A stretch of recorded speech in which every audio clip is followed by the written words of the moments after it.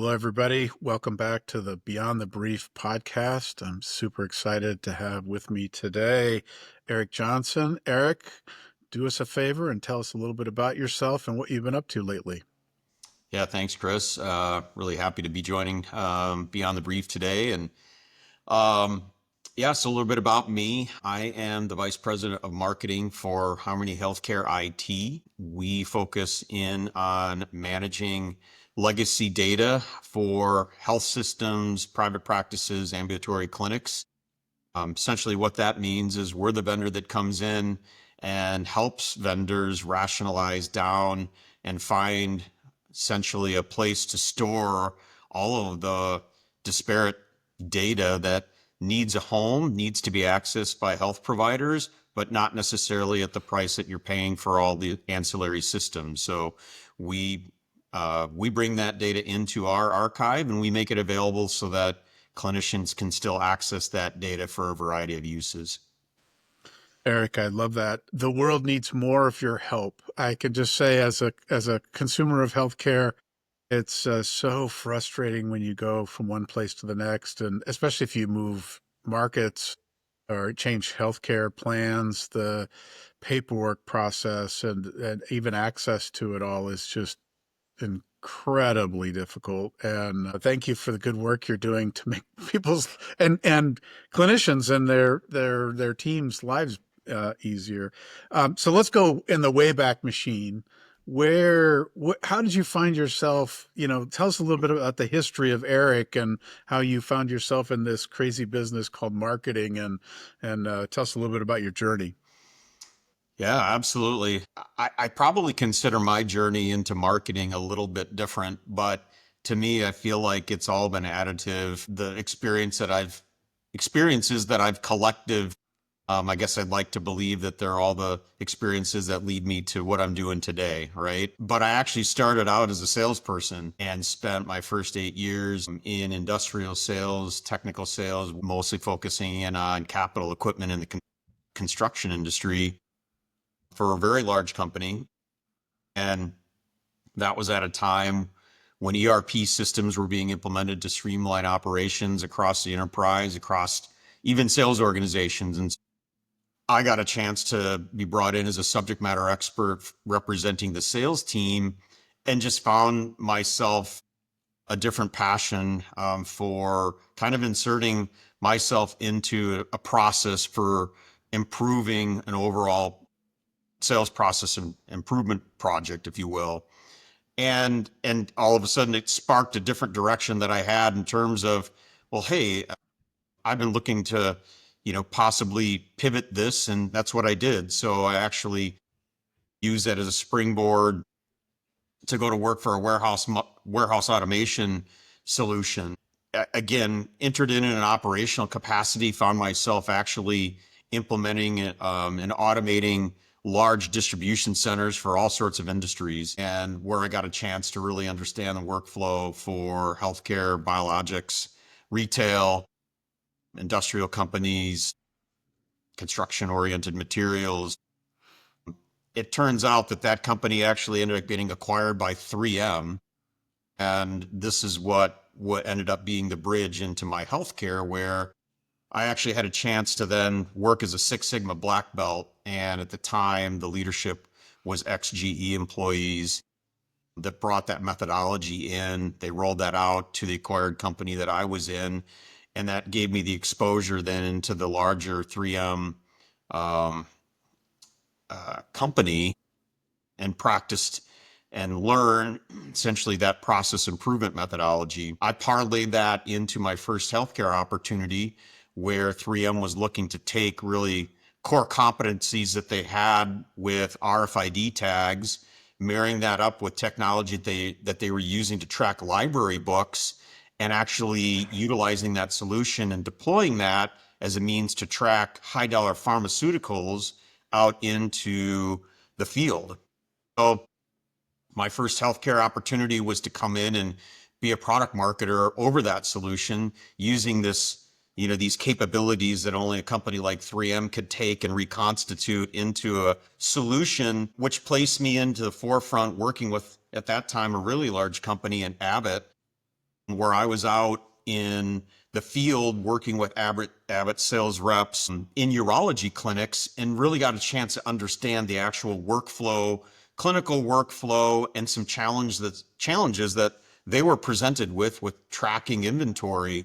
The thing that was most interesting, and this probably is where I saw the real opportunity, and I use that ultimately to kind of pivot the rest of my careers. I just simply saw an opportunity for solutions like this, and even then some, for which could really just simply help the providers and ultimately the patients be much more efficient. Because the solution for which we started with, which was intended to be an anti-counterfeiting solution, ended up providing a whole lot more value to the clinic in a lot of different ways in terms of ensuring that patients weren't missing doses for critical pharmaceuticals and scheduling and other things. And so it ultimately ended up becoming a real rudimentary workflow-based solution that actually didn't start that way.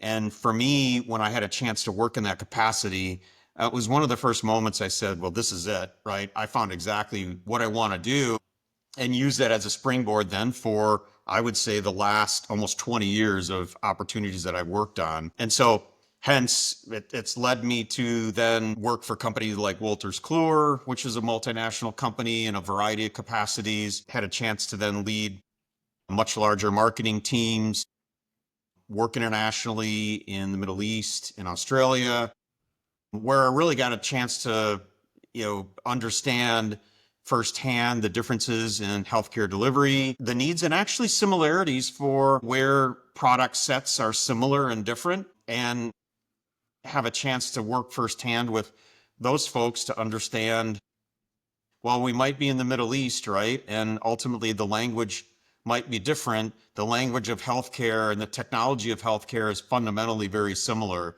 I always found that really fascinating, right? Is that we're still trying to solve similar kinds of problems. And so from there, I've, to bring it back home, I've always felt those experiences, especially being a bag carrying sales guy, having a chance to work operationally, doing some time as a Six Sigma person, which sometimes, has its own stigma.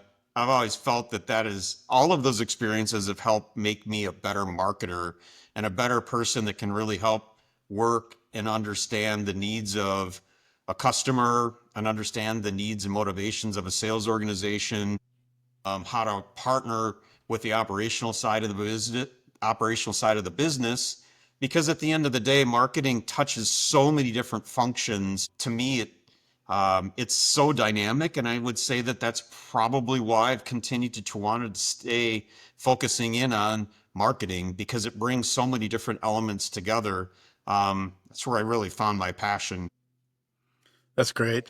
I was going to ask you about that, and I'll ask you to reflect on it, because my guess is now in the marketing seat, you probably, in looking back at when you were a bag carrying sales guy and part of the sales team, how in some cases you were probably wishing that the marketing team understood what you need, and so now your ability to, having been in that side, been on the operations side, kind of seen a lot of the key functional departments, if you will, of the ecosystem, you're much more able to provide the things they need and understand what an ask looks like from them, which, they're about their numbers, they're about their month, they're very financially driven a lot of times. Understanding how to support them while representing the voice of the customer Yep. is a real, it's honestly, a lot of people don't have that. So tell me, I mean, obviously as a sales guy and even operations guy, you saw the needs set of the customer from that view. Talk a little bit about how all of those experiences rounded out your kind of focus on customer centricity. Yeah. Well, I think that where I always start is, the best marketing is never done inside the four walls of your office or your home office or wherever it's at. In a lot of cases, just like sales, it's you learn the customer's needs and requirements by being in front of them. In the old days, quote unquote, right? That meant getting out actually and being in front of the customer, right? And being in hospitals. These days, that can mean the same thing in terms of we can do it remotely, but there still is no substitute for actually being out and having those conversations. These days, that happens maybe more so in trade shows or more formalized activities, but I've never had a bad customer meeting, right?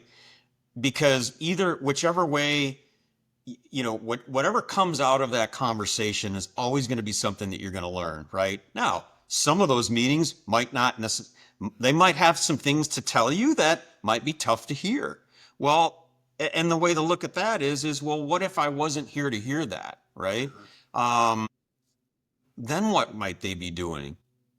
Where if I am there and they want to tell us something that we're doing really well, it's amazing to be able to capture that type of insight. And I generally find that those are the things that you capture on the surface, but then again, it's where you can help build a relationship and a trust level that ideally we can start to go down deeper, right? And maybe that's what happens on the surface, but let's drop down deeper and continuing to understand, well, what else might we be able to solve, right? What are the things that, you're challenged with today that you might see opportunities that we can continue to help you with, right? And that is a dialogue, right? That's a relationship. That's a dialogue that requires some time and some comfort level. So for me, and I've always asked people on my marketing teams and really stressed that and have led that way is to say, hey, the first place I'm going to go, the first place you're going to go, or we're going to go is we need to get out in front of customers, right? And you have to be comfortable doing that. Yep. You have to be able to comfortable. And so for me, those are selling skills. For me, that's taking comfort and basically understanding how to conduct a conversation like that with not necessarily knowing exactly what the end state's going to be, right? But being prepared, right, to understand how to respond. And in some cases, being prepared to also be the front line in case you walk into a situation. And guess what? If you're talking to a C-suite executive, well, yeah, most of the time you have to be prepared of, yeah, we're going to get to your agenda, Erik. But first we're going to talk about my agenda and whether Right. or not like and and maybe you'll get to your agenda, maybe you won't, right? You might have to be prepared to field and have to speak to some sort of operational issue that they might have had just prior to you walking in the door, right? And if all that happens, that's fine, fantastic. I was there to represent the business, and um, and hopefully they came away feeling like they were heard and that we continued to build a better relationship as a result of that. For me, all of those are skills that need to be built up. Just so happens that I've had a chance to do that through these other experiences that allows me to get out into the field and see it through that lens and then bring all that back in house and determine, okay, well, what did we hear, right? What did we learn? What can we do with that? How many other customers are having that problem, right? Right. What's the bigger market saying? Or how big of a representation was this, or is just one off, right? And so, there's realism that you can't always speak to one of your customers, right? That's a fact. There's not enough time in the day. That's not scalable. But I do take stock in really believing that at the end of the day, marketing, if you call it, is still a lot about making those connections with your customers, right? Whether they're prospects or not, so that we understand how we're solving their problems and in a way that, and not only the problems today, but what are those problems for tomorrow? Yeah.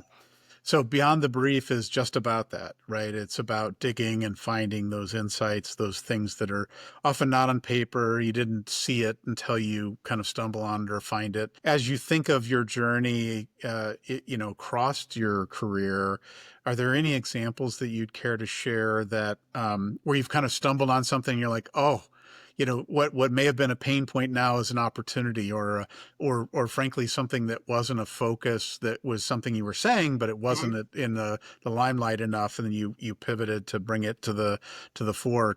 Any examples along those lines?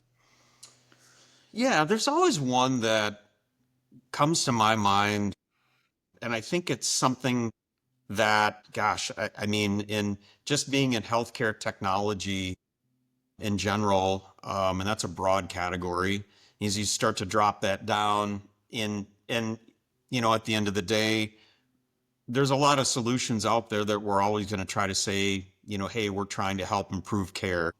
If you get an opportunity to work on some technology though, where that that technology is much more closely coupled with some sort of intervention, or something that is actually life saving, Mm. and you can be a part of that, that's pretty compelling, whether that's intended or unintended. And sometimes it's tough to see that, right? Unless you're a med device or something else where clearly that's different. But on clinical software, sometimes you're trusting your clinicians to make the right decision, but we're a vendor and we might be somewhat removed from that. I was at a customer site doing exactly one of those meetings that I just described, right? Um, this happened to be one of our more power users, if you will, of our software, and hence why it was a great place to spend time and learn. And it was him that really actually described a situation where they had a chance to intervene in a time sensitive and sensitive situation. And at that time, I was working on a clinical surveillance software product where essentially what this product would do is that if in fact there was a notification of a bloodstream infection that was coming from a test, that it would actually trigger, in this particular case, a pager to a team that was almost like a SWAT team. And so that therefore what that would do is would say that, hey, we saw the result of this blood test, or the result of this test, and we're providing this type of therapy.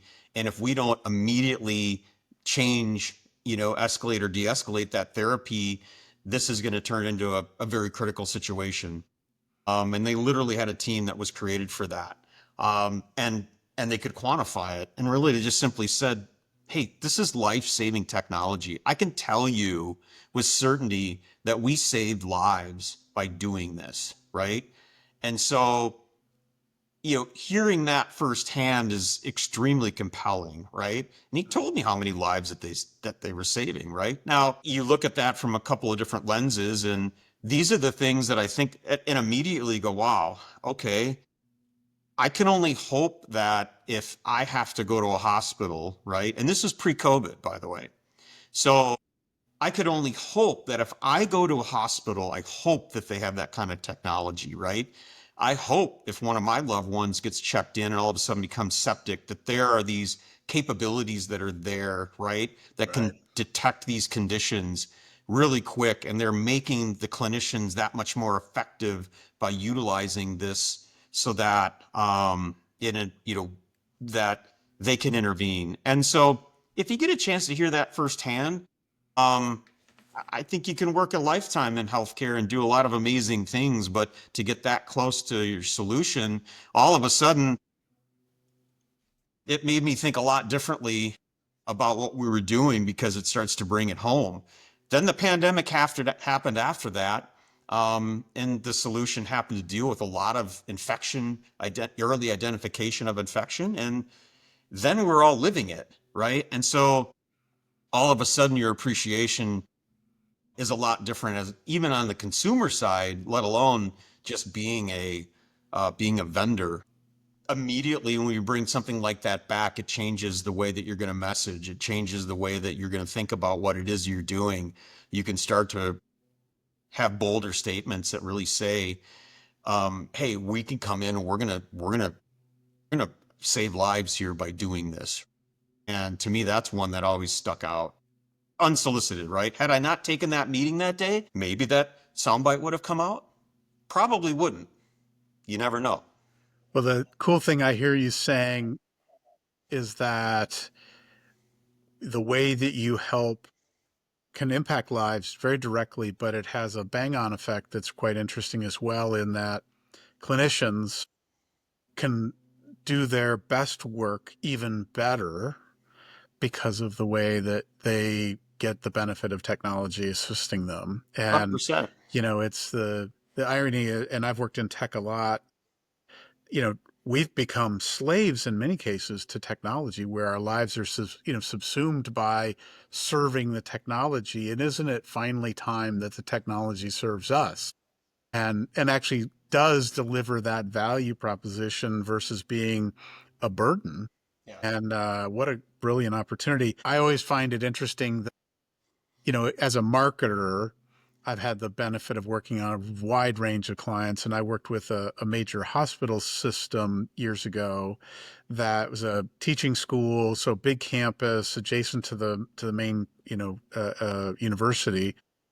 And the first thing that we did in supporting them was we changed all the waypointing on the campus because it was unintelligible. And the first thing we did was we talked to the staff, the administrators, the guests, the patients, and what we found is unanimously it was impossible to find anything. So the staff, the clinical staff and the support staff spent so much time guiding people. Radiology is that way, lab is this way, and parking. You probably park. Do you remember what it looked like? I mean, can you imagine doing that, 30 times a day? And what's interesting about the medical field is in many cases you don't really know if you got best care or quality care other than like how clean it seemed, how well organized it was, how friendly that you feel heard, all of those things. And we get asked those in the questionnaires, right? But a lot of times those are not attended to as fully as they could be. And what a great opportunity in so many ways. And so when people ask me in the medical realm what I'm most proud of, I've been fortunate to have worked on some really interesting things that have made, helped things that made big differences in many people's lives happen better, more of. But I always go back to that waypointing because all of a sudden they were able to recruit nurses because they were like, I don't have to get asked 30 times a day. I can actually go and do my job. And, you think about that small, what seemingly insignificant thing, how it had such a massive effect. And I imagine, the technology, that you help organizations with, the clinicians, the nurses, the support staffs, the administrators, the back office folks, all of them tying that all together, it just gives them almost like a superpower. And do you have any stories of where people have reflected on the clinical impact, but also the personal impact of what you've helped do? I think that especially during the COVID years, well, and maybe I'll touch on a few things that you brought up and tie it back this way too. That's certainly the one thing about, well, many things, but COVID obviously really drove the need, if you will, for telemedical care into the forefront, right? So, real forcing function in a lot of different ways. And it drove this nature of really health consumerism. So, the kinds of things that you touched on in terms of we as patients having the ability now to go shop for our care and make choices about where I'm going to be seen and demand that I know a lot more ideally about the provider that I'm going to be seen by, right? And so we are expecting to have a good experience, and hospitals are certainly trying to market to that, right? They're trying to make sure that they can connect us with the right provider and essentially shop that way. And so you're seeing that transformation through that time. Certainly, to get through all of that, that challenge was part of it, but it opened up a whole nother way of digital transformation, right? And hence, ultimately the explosion of all this other technology now, right? To be able to, determine, well, how is care going to be delivered today, especially through this notion, of in a digital fashion. Granted, telemedicine's been around forever, but driving it back to certainly more of the public adoption certainly was something different. And so as I think about, this challenge of all of a sudden we as consumers have the ability to go choose, right, and demand a different type of experience, and hospital systems are trying to market and retain their patients and find those patients, right? I mean, that's the business. Then certainly as a vendor, and for I've been fortunate for the technologies that I've worked on and have that passion not only to provide solutions that are certainly going to impact the clinical side, but it's got to be dual benefit, right? It has to not only impact the care that gets delivered, but also how we can help the provider experience along with that, right?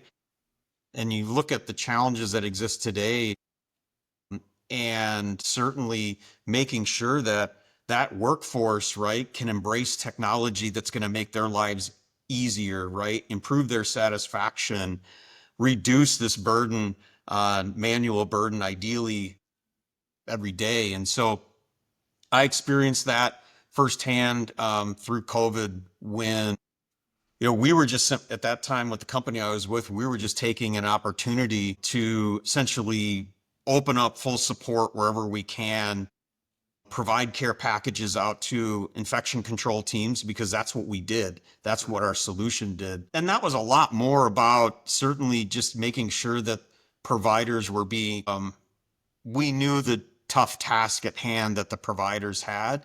And if we could help just be a really good customer, be extremely responsive, then we felt like, you know, we weren't just going to be viewed as a vendor. We were going to be viewed much more as a trusted partner.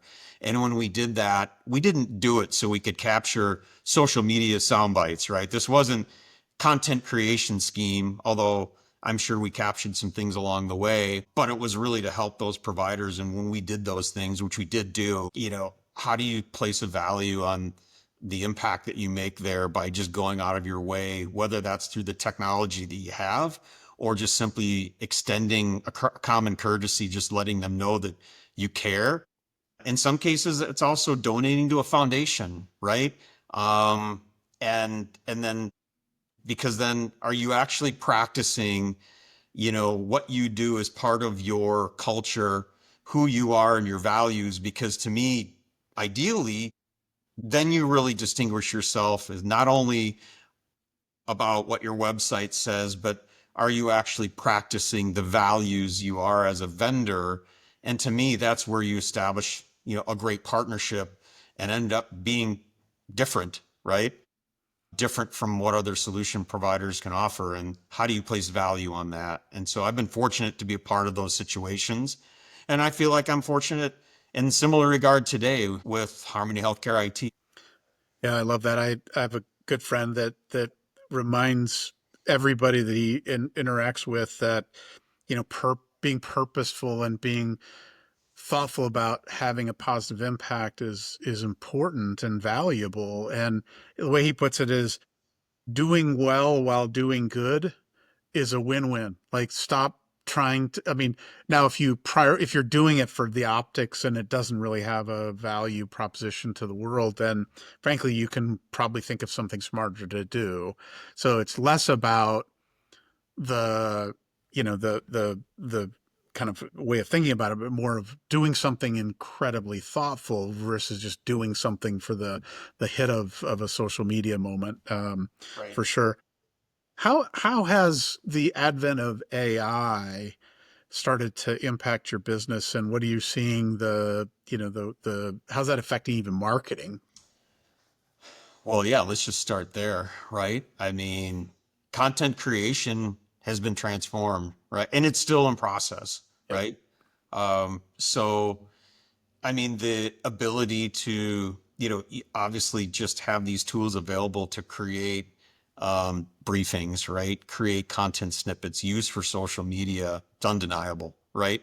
And quite frankly, at this point, the expectation is you have to know how to harness it to help enhance what you do, right? Yep. That's it. If you're not using that, then I would say you're behind, right?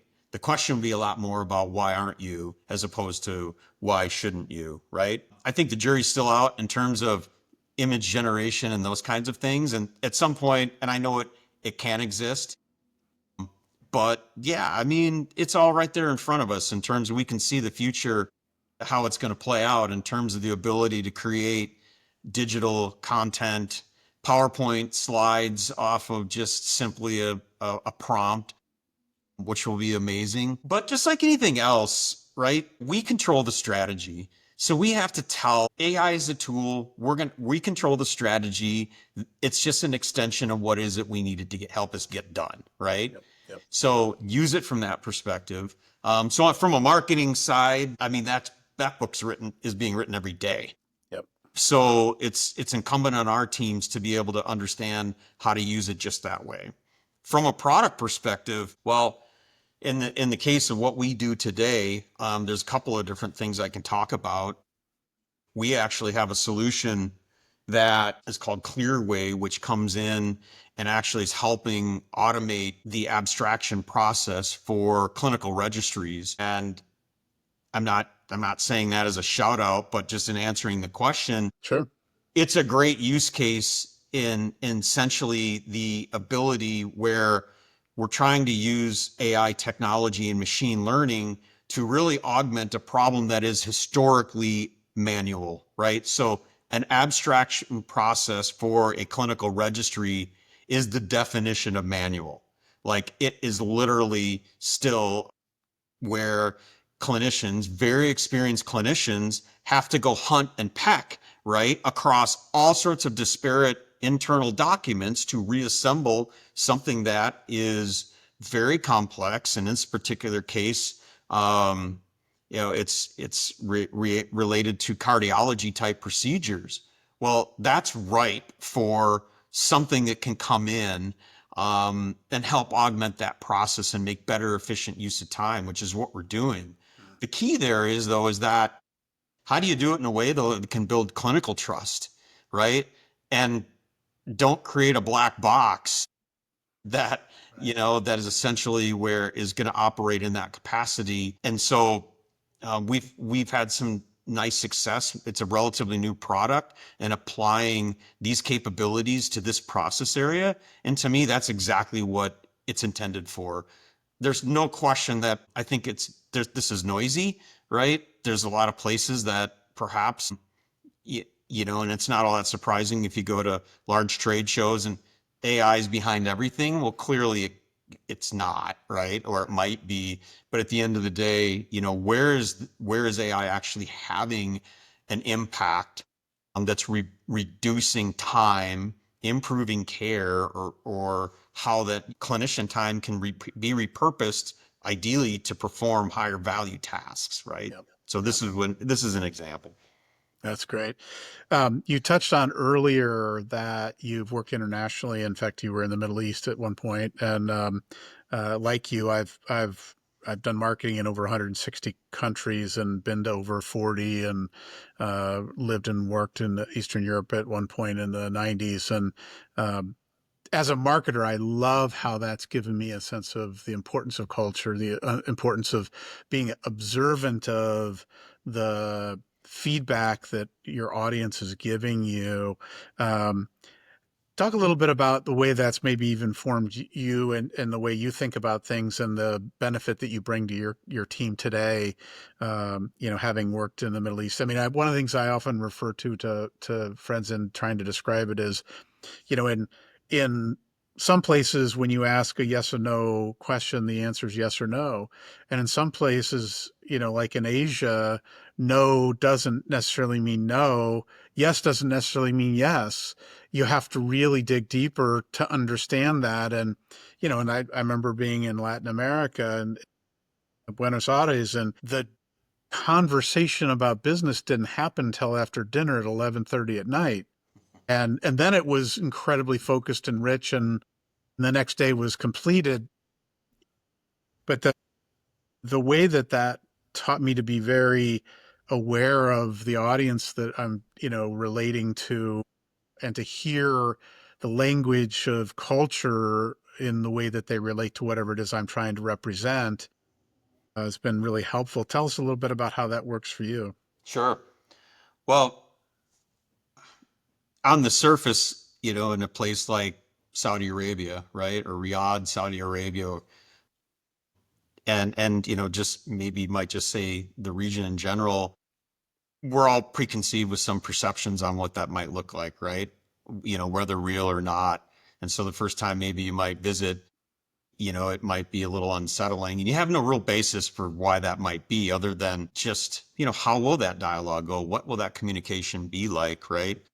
How will I be received? And I would say the thing that probably most blew me away is the fact that English is the language of healthcare, generally speaking, pretty uniformly, but certainly in the Middle East.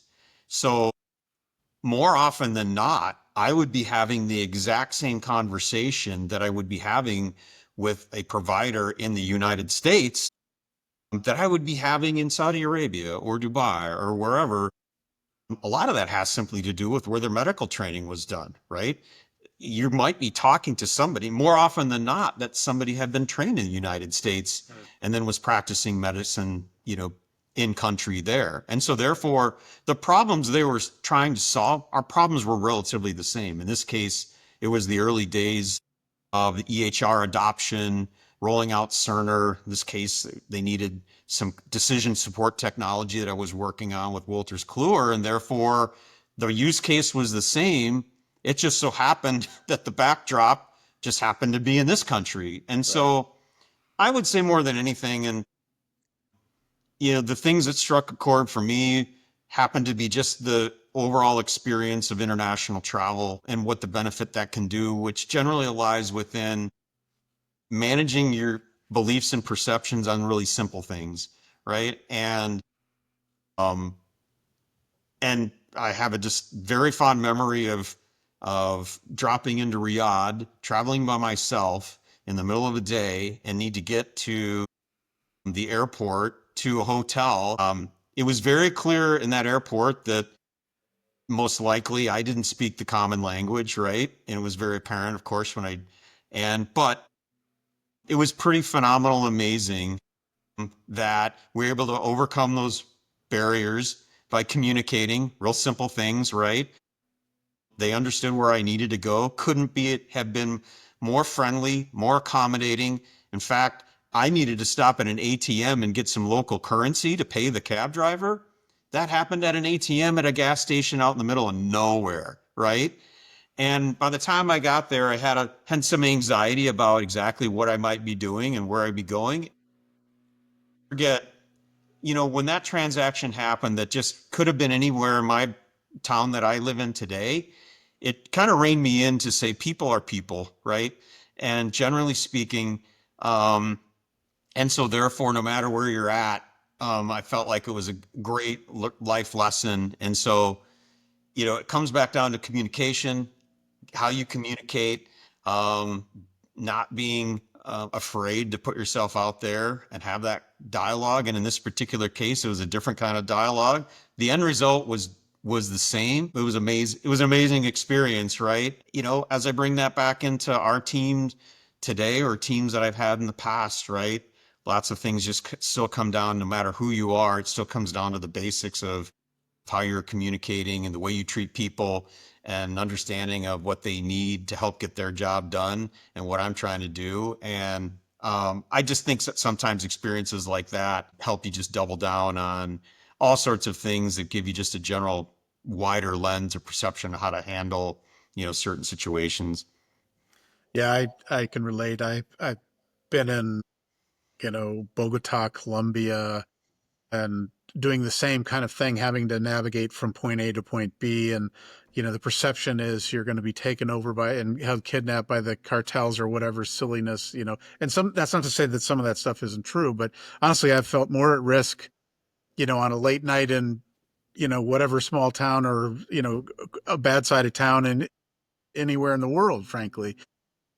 But most people are good and want to help and actually can sense when you may not be in your element and give you the benefit of the doubt and trying to help, which Yep. is super cool. And the great thing about that is that great marketing also does the same thing, right? It actually sees where you are, meets you there, and tries to bring you along and offer value. That's cool. Tell us a little bit, like, so our listeners, if they were in the healthcare arena and wanted some help from your organization, what are your superpowers and what should they think most about you? And what are you most proud of, about the organization? Yeah, absolutely. Well, Harmony Healthcare IT has been in business for almost 20 years right now. And being in the business of migrating complex data in, from one source of an EHR, you might say, into a go forward plan requires a lot of experience. And so I'm proud to work with Harmony with the legacy that we built up, and the experience level and the kinds of resources we can bring to bear to help hospitals with these large problems that they have today, which is we've got a lot of data. That data is only continuing to increase. Oh, and by the way, there are attackers every day that wake up wanting to steal that data, right? And so, you know, a CIO, and folks on their team, let alone the clinical teams, are dealt with these challenges, right? And so then how can you have a trusted partner that can come in and help them with that? Moving data from one place to the next, putting it into a secure archive location, putting it into a location that is an active archive that that the clinicians can still access that patient record with inside an EHR, so it minimizes or maximizes the experience that the clinician needs to retain a record, right? These are the things that we as patients just expect is happening, right? So if I show up today and I go across town, I'm expecting that my hospital has my record, right? Or somebody does. Reality of it is, well, we hope they do, right? And the fact is, your record might also be in multiple places, right? So, but my experience when I need it the most is making sure that that data has been combined and accessible for me. And so that's what we do. And so certainly the notion of bringing all this disparate data together is only going to impact and make that IT team that much more efficient and effective as they are really tasked with implementing these large go forward solutions. We are just a component, an important component to help them bring that data over and then give them options for ways to store that data, reduce their cost footprint. And that's really the key here is that, boy, when you're paying to access these disparate legacy systems, that's what you're doing. You're paying to get access to that data, but maybe you're not using it anymore. And so bringing that all in, consolidating that down, making it more secure footprint, making it easier to access in ways and different means of storage. That's what we do. We do it really well. I'd like to believe we're the best that do it because, certainly from a leadership perspective, but and that's really what we're focused in on. And so I'm very proud to be part of this company and the direction that we're going to offer these solutions. Again, it's one of those. I've been in healthcare a really long time. I had no idea that there were companies around that did this stuff, right? And again, I've worked on clinical solutions. Who knew that there was this notion of an active archive, right? Where you're grabbing records that are sitting in a different location and can position all that data. Thank goodness that there is, right? And because again, I think of it from the perspective of you and I, right? Or my family. Ideally, thank goodness that these capabilities exist when they need to exist. Thank goodness, hopefully it helps that provider get my order correct when it needs to be the most, and it frees them up to continue to operate at the highest order because then we all are really benefiting from that. Ideally that's what we're in the business to do.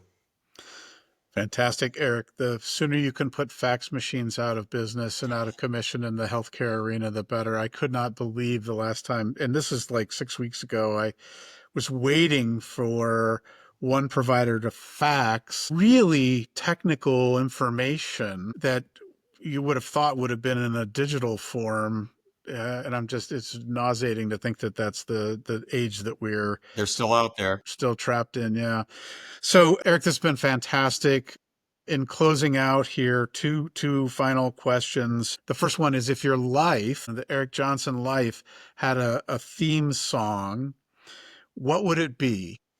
And then as a closing thought, if anybody wants to reach out and find you, what's the way they should connect with you?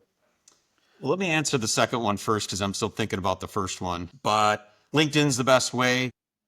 My contact information's out there. I'm always accessible, so feel free to hit me up on LinkedIn. Reach out directly there. That's always fantastic. Best way. I'm an active LinkedIn engager, so and I love the network. So please reach out. If always happy to help within my network or somebody else's network. So please do actively there. My reaction to that first question, because I love music, and it just depends on where you catch me at any given point in time emotionally about how might I answer that. But I will say this, I think of, I live in Minnesota. I've lived here 20 plus years. It's a great music state. The um, deep rooted elements associated with some Minnesota musicians. I probably have to go back to my one standard, the Replacements. Sang a few amazing songs. One of my favorites is called "I Will Dare," and it. There's just lots of different messaging elements associated with that at a point in time, right? In terms of your choices, and so I might answer that question differently if you ask me tomorrow, but it's the one that comes to mind today. Eric, fantastic. I love that. And your giving nature and being there for others and networking and doing the work you're doing all fits together. So I dare everybody to reach out to Eric and get some help if you need it, or be there for him too. Eric, thanks again so much for being with us today. And thanks everybody for tuning in, and we'll see you next episode. Thanks, Chris.